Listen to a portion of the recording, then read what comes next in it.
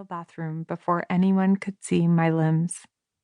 I washed my skin with a wet cloth, watching the crimson streaks swirl down the shower drain. I slathered myself in drugstore potions made of witch hazel tonic, and I plugged my nose as I drank the bitter tea concoctions. Once the weather turned too warm to wear jeans every day, I invested in a collection of opaque black tights. I purchased dark-colored sheets to mask the rusty stains. And when I had sex with the lights off. Along with the itch came the naps.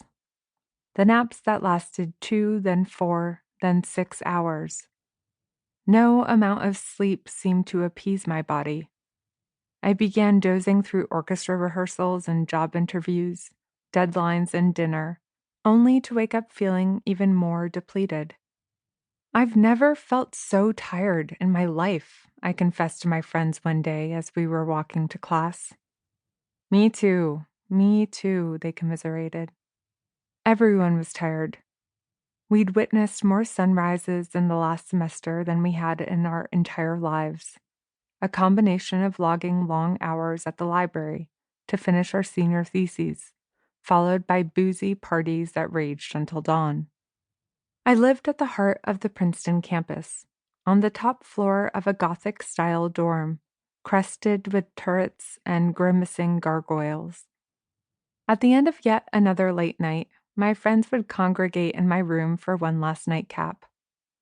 My room had big cathedral windows, and we liked to sit on the sills with our legs dangling over the edge, watching as drunken revelers stumbled home and the first amber rays streaked the stone-paved courtyard. Graduation was on the horizon, and we were determined to savor these final weeks together before we all scattered, even if that meant pushing our bodies to their limits. And yet, I worried my fatigue was different. Alone in my bed, after everyone had gone, I sensed a feasting taking place under my skin, something wending its way through my arteries, gnawing at my sanity. As my energy evaporated and the itch intensified, I told myself it was because the parasite's appetite was growing. But deep down, I doubted there ever was a parasite. I began to wonder if the real problem was me. In the months that followed, I felt at sea, close to sinking, grasping at anything that might buoy me. For a while, I managed. I graduated, then joined my classmates in the mass exodus to New York City. I found an ad on Craigslist for a spare bedroom in a large floor-through loft located above an art supply store on Canal Street. It was the summer of 2010, and a heat wave had sucked the oxygen out of the city. As I emerged from the subway, the stench of festering garbage smacked me in the face. Commuters and hordes of tourists shopping for knockoff designer bags jostled each other on the sidewalks. The apartment was a third-floor walk-up, and by the time I lugged my suitcase to the front door, sweat had turned my white tank top see-through. I introduced myself to my new roommates. There were 9 of them. They were all in their 20s and aspiring something or others. 3 actors, 2 models, a chef, a jewelry designer, a graduate student, and a financial analyst.